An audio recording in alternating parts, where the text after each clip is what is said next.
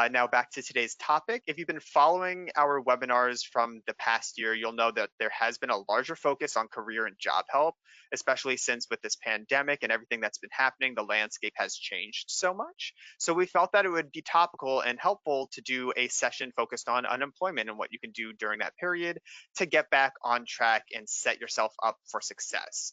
So to help us with all of that, my colleague Rachel Ekman is back and she's going to be sharing her years of expertise in the field. So Rachel, take it away. Thank you so much, Marcus, for the lovely introduction. And good afternoon, everyone. Thank you for joining us. We are just thrilled, as always, that you were able to take some time and to spend this time with us. And I would love to start by just giving you a few more details about myself.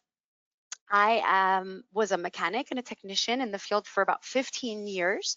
And when I retired, I went into education full time. Initially, I was teaching technical studies, and I've been with Tutor.com now for about a year and a half. And the beauty of our relationship is that I was able to find an organization that shares my same passion for helping people, for professional development, for employment help. And we just have such this great fit together. So I'm just really grateful to be able to be here and to be sharing this time with you guys. I have been a teacher and a tutor and a counselor in some capacity or another for about the last 20 years. And I have been focusing on career help and employment. And I've been doing professional resume and portfolio writing and workshops and presentations for about the last 6 years. So with that, let's jump in and let's talk about how we're going to put your unemployment to work. I want to start off by telling you this. I have been working with job seekers in all walks of life and in nearly every industry for years. And the one thing I know beyond the shadow of a doubt is that unemployment is not a permanent state. And I know it can feel that way. I know it can feel hopeless or helpless, especially with the added stressors of bills or watching the calendar kind of click by and fly by. And I know that with the pandemic, we've coined this new phrase called essential workers. But let me assure you, we are all essential. One of the key indicators of a healthy economy is a low unemployment rate. So that means that until everyone is back to work, we are not at 100%. So everyone is counted in that. We're all considered an essential part of the overall health of the workforce, and you will get back to work. But in the meantime, let's talk about unemployment. It's important to know what the unemployment statistics and data looks like, but it's equally important to really understand what those numbers mean and how they affect you. I like this particular graphic for a couple of reasons. Unemployment can be a stressful time, as we've discussed, and it can feel a little bit personal, but hopefully seeing this graph can serve to show that unemployment is very much cyclical. It is completely tied to the state of the economy, and it is just always going to have highs and lows and ups and downs over the course of time. So this spike right here, here's a good example of a spike. And this is from the 2008 recession. And that recession was tied to the prime, to the subprime mortgage crisis. So at that time, when the economy suffered, the unemployment rates spiked as high as about 10%, but then dropped back down steadily from 2009 all the way until the beginning of 2020. Now, let's take a look at this spike here. That's our infamous COVID spike, and that's from April of 2020. At this point, unemployment rates rose to the highest they reached since the Great Depression. That's almost 100 years. That's 90 years ago. So needless to say, this is a very unique time in our history for a variety of reasons. But that doesn't mean that we won't get back to a more healthy economy and a better unemployment rate. As you can see, the key right here is just going to be persistence and patience. We're still headed in the right direction, but we've leveled off quite a bit. And if you look to the right of your graphic here, you can see that from October of 2020 through March of 2021, the rates of unemployment have actually fluctuated just a touch. Even now, currently, they're kind of hovering and going up and down within about 1%. But that doesn't mean, that doesn't mean that things are in a bad place. That just means that we've entered a more that we've entered um, a more normal economic recovery period. So in other words, we're out of crisis mode and now we're back into just a natural recovery. And any improvement at this point, because we're not coming down from that 14.7%, so all of the improvements are going to seem a little less spectacular. Another thing to consider is the ratio of unemployed persons to job openings. At pre-pandemic, that ratio was 0.8. So what that means is that there were more job openings than there were job seekers. Currently, our numbers are at about 1.2. So in other words, there are 1.2 job seekers for every job opening in the country. That's not as great as 0.8, but those are still pretty good numbers. So your unemployment is not going to last as long as you think. But in the meantime, let's talk about the tools that you're going to use to put your unemployment to work. Step one is to stay on schedule. I know that it can be very easy to slip into a funk when you're unemployed. Our jobs tend to be the hub around which we build the rest of our schedules. So when that hub is removed, it can be easy for us to just kind of let all the other elements fall away. But it's important to avoid that pitfall. And here's how we do this. Having a ton of free time is not actually as great as it sounds. When we think about the initial months of quarantine, we were staying home all the time and we were wearing sweatpants every day. And it seemed like a vacation at first, but it got old really quick, right? Actually, a lot of research shows that there's a negative impact on your mental health when you have no sense of purpose in your days. So instead of falling into bad habits and getting into a kind of a rut, we need to take this time to establish new positive, healthy habits, get our schedule on the right track, and then the best thing that you're going to be able to do is to keep yourself accountable. So instead of thinking of yourself as unemployed, think of yourself as in transition. That doesn't sound like a big deal just hearing it, but from a psychological standpoint, it makes a huge difference. Transition suggests forward progress, whereas unemployment suggests, well, you have no job and therefore maybe no purpose. But when you're unemployed, your job and your purpose is to set up your next career move. So treat your activities while you're unemployed with every bit of purpose and value as you've treated your job. Make yourself a schedule, prioritize it, and stick to it. And again, keep yourself accountable to that time. Very often, without realizing it, we make compromises for our jobs that actually harm our overall well being. Whether it's sacrificing some sleep to catch up on a project or battling a nightmare commute, skipping the essential elements of our self care routine all take a toll and they begin to add up over time. So take this time to combat the effects of that long-term stress. Start the healthy diet you've been meaning to get on, find the workout routine that really works for you, explore new methods to relieve stress, and find ways now while you have the time to make that an essential and ingrained part of your routine. And then hopefully, even when you do find your next job, you can continue to maintain an effective self-care regimen moving forward. Step two is going to be to apply for benefits. Of course, this is a critical part of the unemployment experience for various reasons. You want to maintain financial stability. You want to make sure that you have the adequate time to ensure that you're getting the right job moving forward.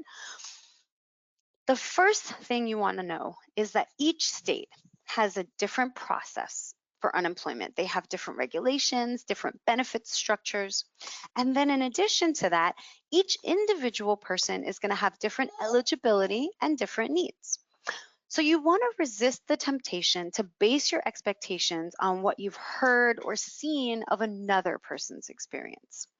There are tons of resources that will direct you to your state's websites and offices, and then you want to be sure to confirm your specific requirements prior to making an appointment or going in person, because that'll save you time in the long run.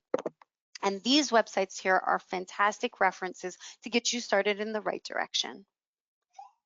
Now, nothing is worse than going to the DMV to get a driver's license or to renew your registration, and you've waited in line forever. And then all of a sudden, you realize you're missing one document and you have to start all over from the beginning. And believe me, I am speaking from experience. This can be even more magnified when you're applying for unemployment benefits, though, because the process is so inherently emotional. So before you apply, before you go online even to start filling out documentation, you want to get all of those requirements written down, make a list, make sure that you have them all. And if you're not certain if it's something that you need, I recommend that you bring it anyway, because it's better to have it and not need it than to need it and not have it. Step 3 is to create for yourself a fantastic working budget. During unemployment, you have the time for introspection and self-assessment, and that includes your spending.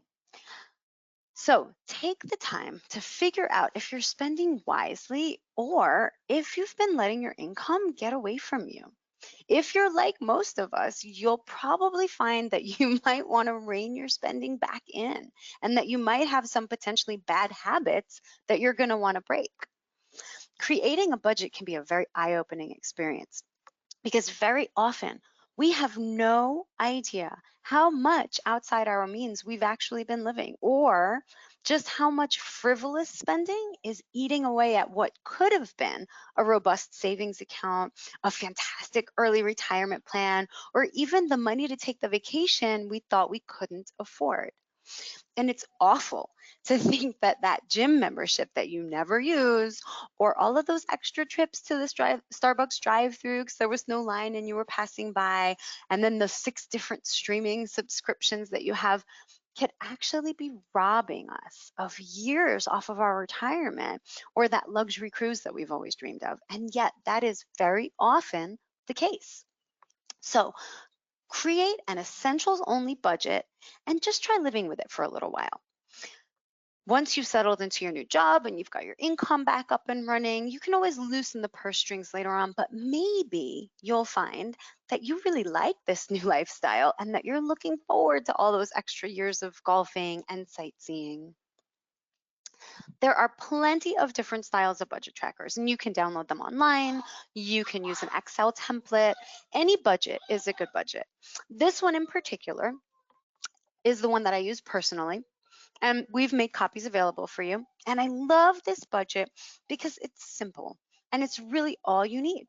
First, you just plug your budget in here, and there are going to be different things that you're going to put in. But at the end of the month, you're just going to go over your actuals. And this is a great way to act as a kind of a guide for your spending and help you to stay on track and help you to see where you're actually going off track and how you can get yourself back on the rails there. So some of your expenses in the budget will be pretty fixed. Things like your mortgage or your rent, your car payment, those are going to be almost the same, identical from month to month. And then you'll have some other items like your electricity, your gas, your water, basically your utilities or your groceries. Those things are going to vary from month to month. And for those things, I recommend you either use averages from previous months, or you can put goals in that you want to meet. Like, let's say, you want to keep your electrical consumption under a certain amount. This is a great way to figure out how to do that and how to put in an effective management plan.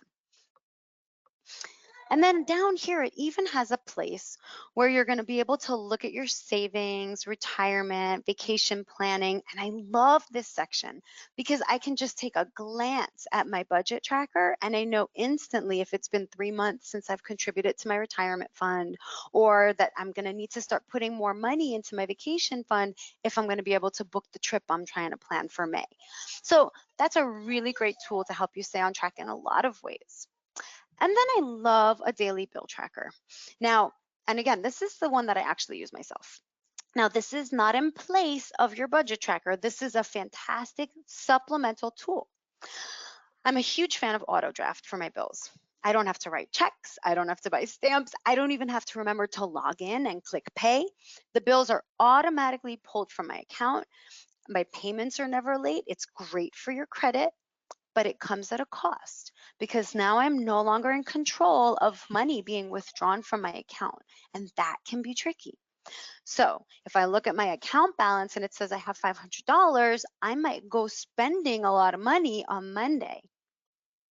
But with the daily bill tracker, I can put down, let's say I know I have a bill that comes out on the 4th of the month, and it's my car payment, and it's $200, and it's auto draft. So now at a glance, I know if I'm going to try to go spending money on Monday, I need to keep in mind that on Thursday, my car payment is going to come out and it's going to be $200, and I don't quite have as much money in my account as I think. And that will help protect you from overspending, from overdraft charges, just helps to keep you on track. Another great thing about this is that you can put notes. So let's say my car payment is going to be done in 2023. That helps me give some goals and some stuff to look forward to. So it's great for future planning also. And now that we have our budget under control, we can start to plan our salary requirements. And this is extremely important during your job search. How much money do you really need to make? And then how much money do you really want to make based on your goals that you've just set and kind of gotten into place? And then what are the industry salary averages for the position that you want to apply for? Now, if all three of those numbers align, that is fabulous. But if there's variance, this is the time to address it. So if you pick up an extra course, will you be actually qualified for a position up and you'll be able to start at a higher starting salary? Or would it be easier to get a job if you took a step down temporarily, and can you afford to do that?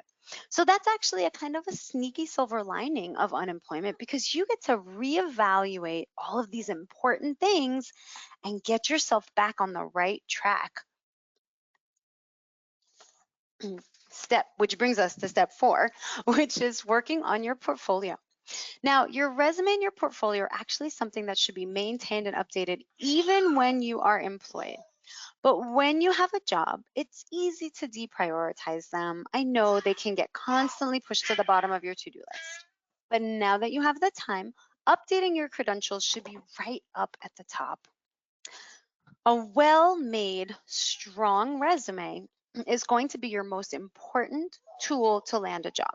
So while you're unemployed, make sure you're spending an appropriate amount of time and effort on your resume.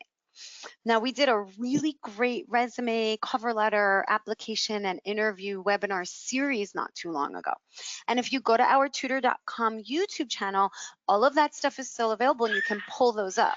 There'll be some great information and it will help you to write your resume, to conduct your job search. And then hopefully we'll have some more of those in the future to come, so be on the lookout. In the meantime, though, an excellent resume takes time and effort. So I recommend working on it a little bit every day. Set aside a block of focus time and then spend that time evaluating your credentials, researching competitive marketing skills, balancing those skills against your own. You want to identify any skills gaps that you might have, and then you have the opportunity right now to take the steps necessary to make your credentials as competitive as possible. And most importantly, you want to take the time to create that outstanding resume document, because that is going to be your key to the next great job. I spend a lot of time talking about resumes because they are the gateway to employment in today's job market. But there are other elements to your portfolio that are also very important. Having a well-organized, thorough digital portfolio can be a tremendous asset in job seeking, in promotions, in education, and a ton of different areas. So take this time to create basically a digital database of all your professional records. You want to include, of course, the obvious items: resume, education, documents, certifications, but you also want to include any relevant working documentation that you might need. And this is a great time to create some kind of a mini address book, if you will, of your potential references. So collect names, phone numbers, email addresses, and of course you want to ask permission from each reference to share their information with prospective employers in the future. But having that list of references prioritized, having backups, maybe even organizing them by category is all in one place, it will save you tons of time later on and stress when you're filling out those job applications, because you will be able to just go to that one centralized location and find everything that you need for each application. Creating a strong online professional networking presence is huge in today's job market. It's estimated that currently at least 70% of jobs are filled through networking alone outside of the job posting and application process. And this means that having a strong professional network within your field could potentially save you months of applications and interviews, or at the very least, boost your chances of landing the job for which you've applied.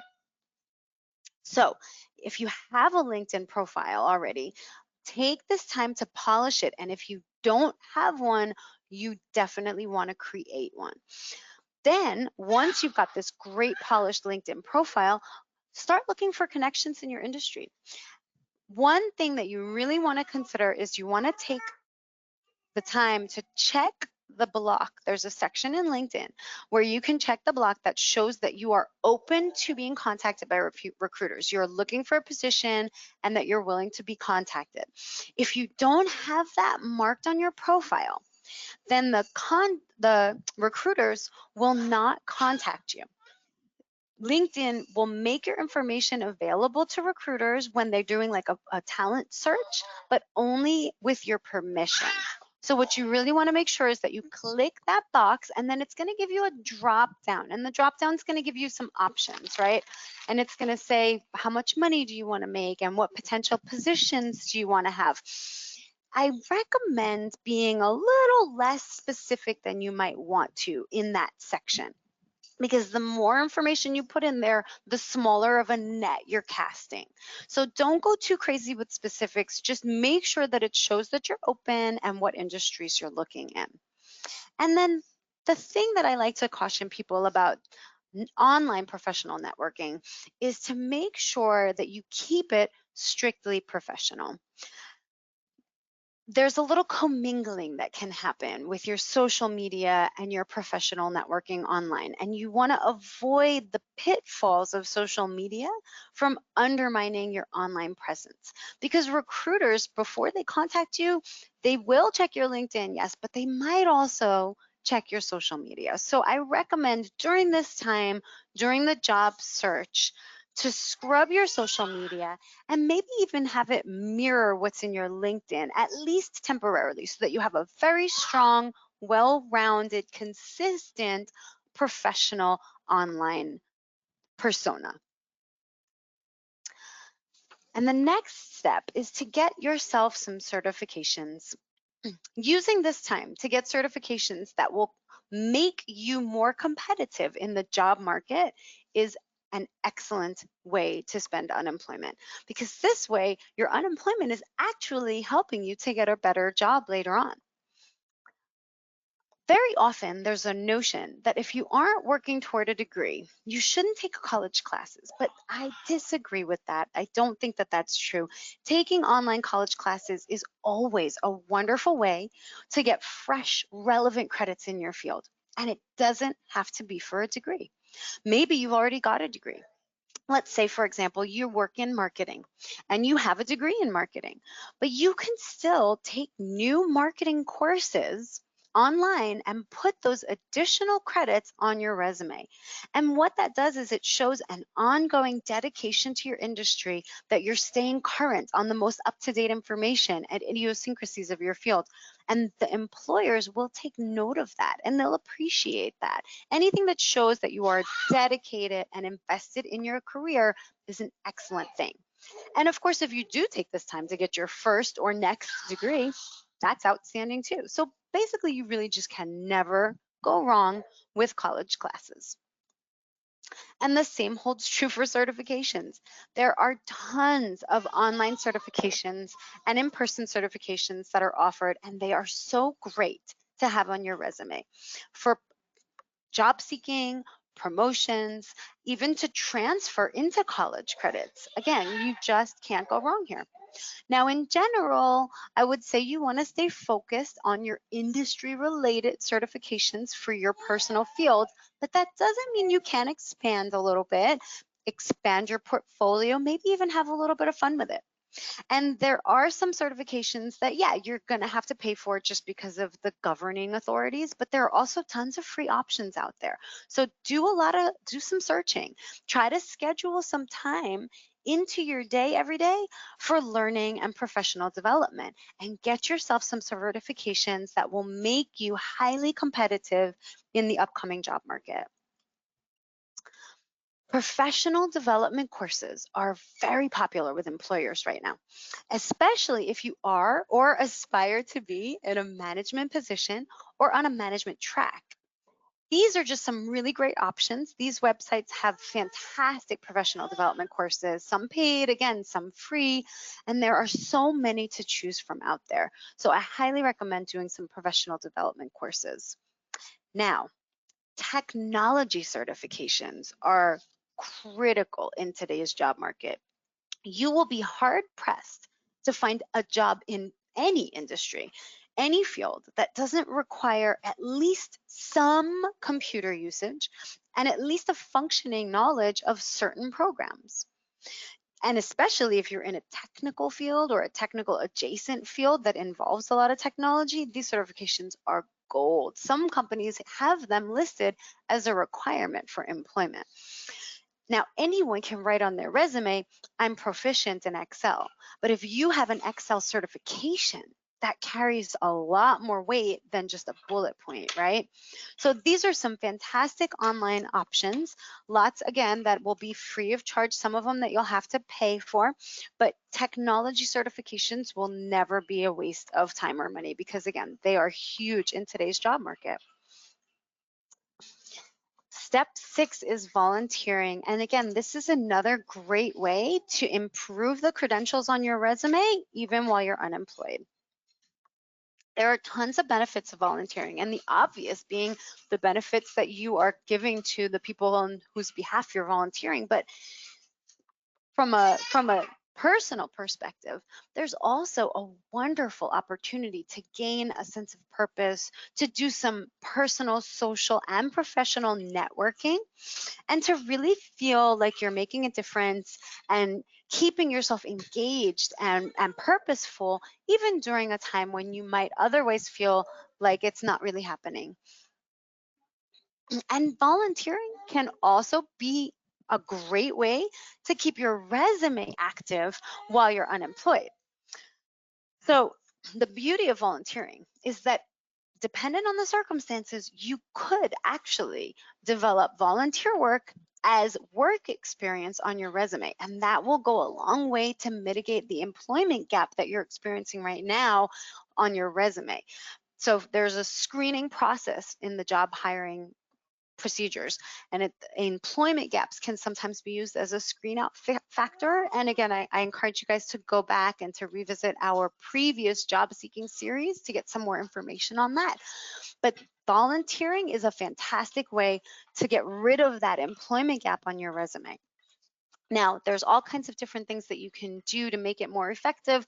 If you can stay field related, that's the best thing. So for example, if you are in the education field, if you can do some volunteer work in an educational capacity, if you're in the restaurant and industry, maybe volunteer at a soup kitchen or something else that could be considered related to your field. But even if you're not able to do volunteer work related to your field, you can still develop it on your resume. Just be very careful to try to stay away from anything religious or political in nature. You really want to keep anything that could introduce employer bias off of your resume.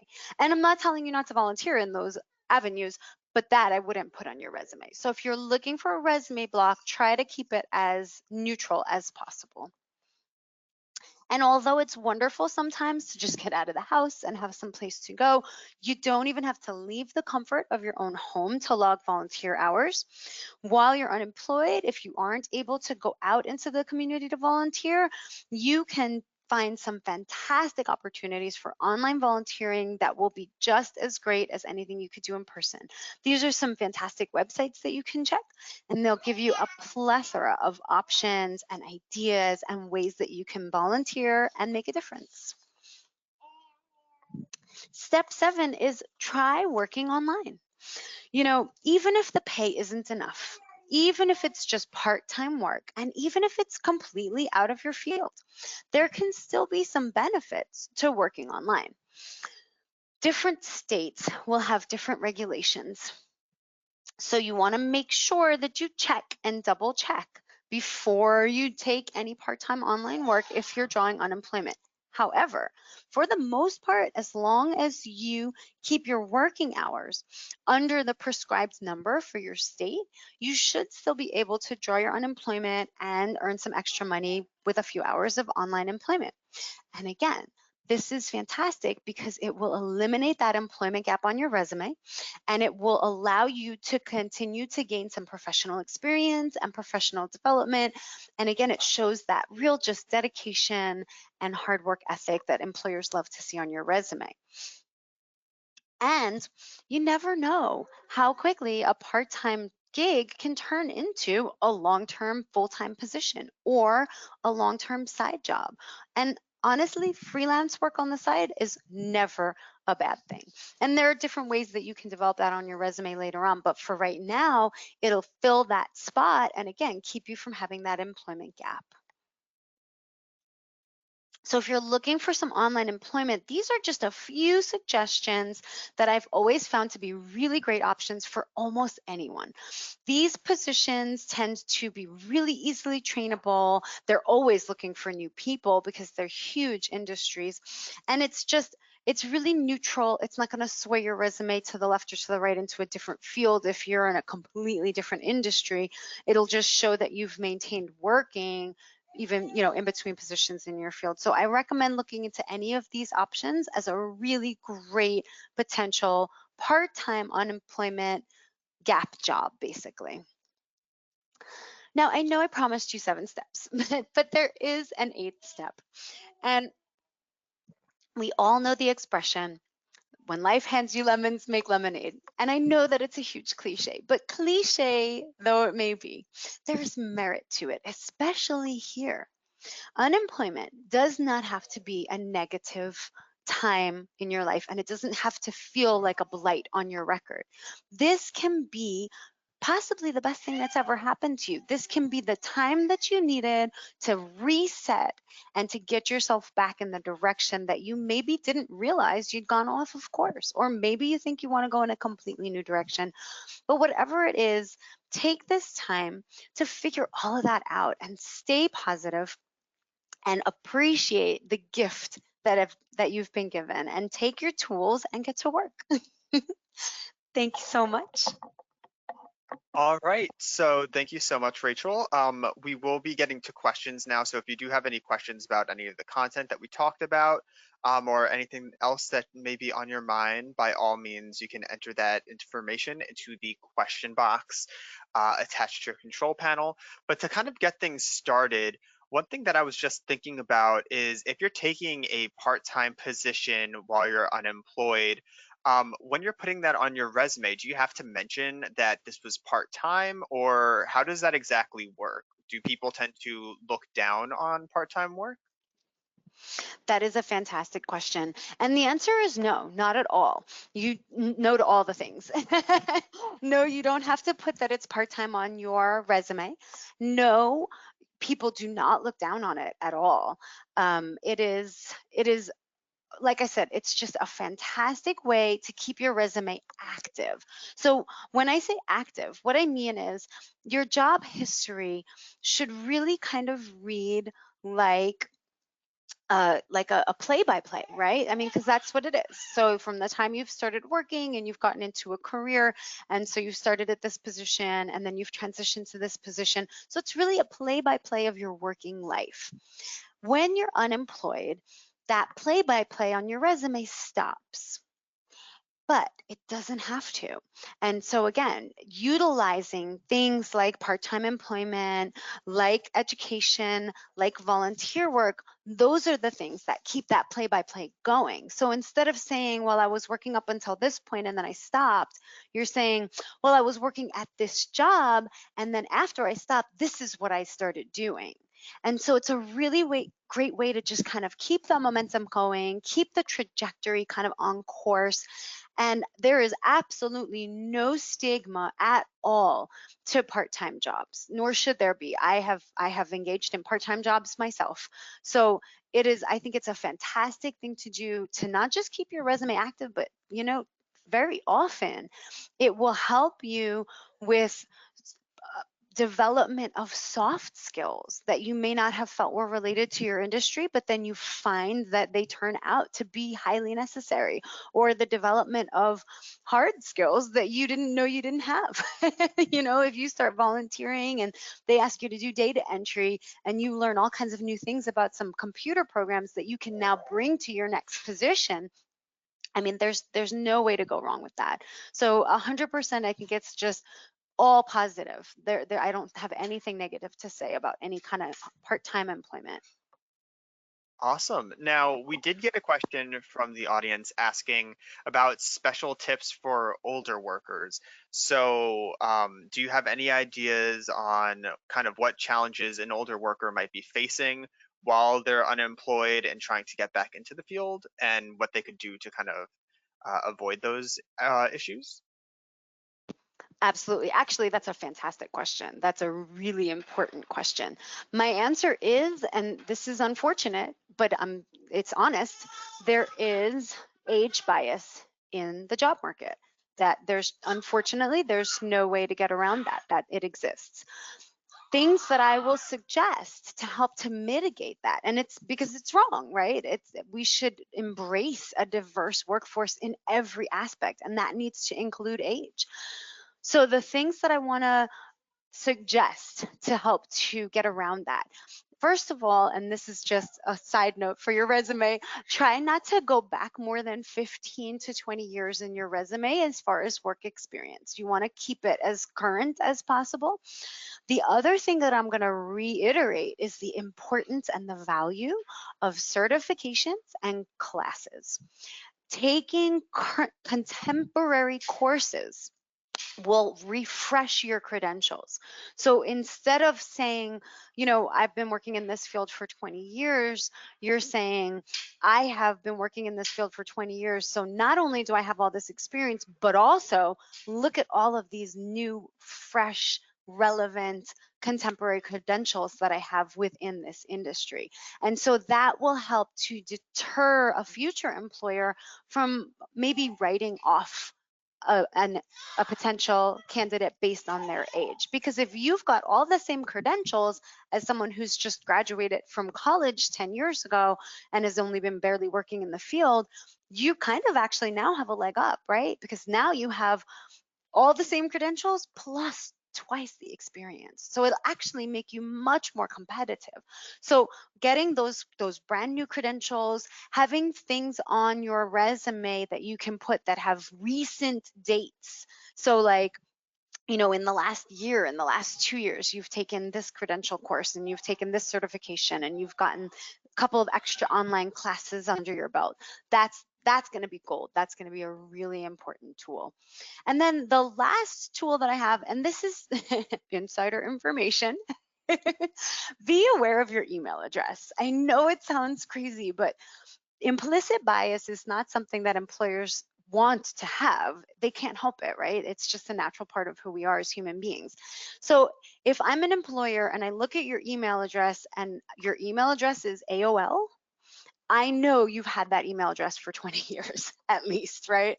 So I would be cognizant of all those little things, right? Anything that kind of before you get into the interview will give away your position, so to speak. The interview is not allowed to ask you, the interviewer or the employer is not allowed to ask you your age during the interview process. But on your resume, you can protect yourself from being thought of as outdated in that way. So get a brand new email address, get yourself a Gmail address, and you can erase that one little thing. I know it sounds small, but it really is, it really will go a long way. And make sure that you have an online presence, like a comprehensive online presence, because I think that that's something that is a stigma against people who are older in the workforce, that they don't thrive within the online community or an online setting or the digital world, so to speak.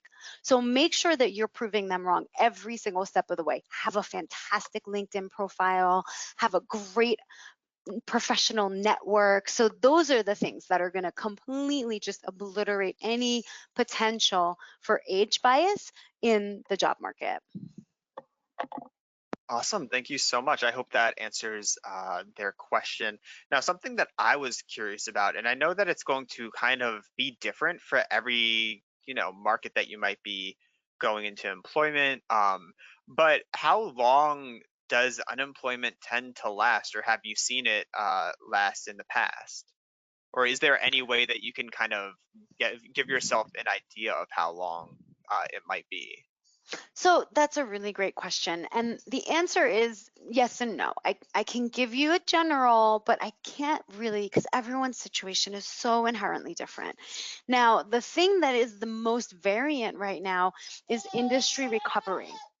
So you have a lot of industries right now that are still recovering from COVID at a more elementary kind of a place than other industries that are now back to almost really thriving the way they were pre-pandemic. And so the economic recovery, dependent on the career field that you're in, is going to have an impact on the length of your unemployment. Some industries are desperate for workers right now, whereas others are hiring, but they're kind of doing slow baby steps back into getting back up to full workforce. That being said, all things considered equal, if we take that out of the equation, the average job search lasts anywhere between 5 and 8 months. So from the time you feel like your industry is hiring and that you begin the job search process till the time you get hired will probably be somewhere in that window. And again, industry, credentials, networking, those will all have an effect. But don't feel particularly stressed out if you see a calendar year go by and you're still unemployed. Don't allow that to have a negative impact on your state of mind because it's going to be different for everyone. And we just have to be patient and we just have to continue working toward that goal. And again, during that time, you shouldn't feel like you're going stir crazy because you have all of these great steps that you can be taking to improve your job search, to improve your potential for hiring, and to even maybe improve the position that you're in that you can get hired at during this time while you're unemployed. And that's why it's so important to make such good use of this time, because not only will it benefit you in the long run, but it'll also take away the stress of the period of unemployment. So there's tons of ways that you can focus and direct your efforts that will benefit you so much later on. Okay, that's actually perfect. I was just about to follow up with what do you do in the event that your unemployment period is lasting longer than you were expecting, and how do you kind of mentally handle that? But like you mentioned, taking these online courses can definitely be a huge help in that.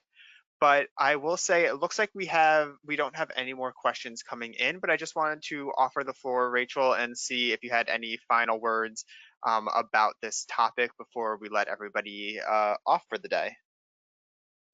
Really, the most important thing that I would just love to reiterate is that there are so many ways that you can turn this time into a really great beneficial opportunity.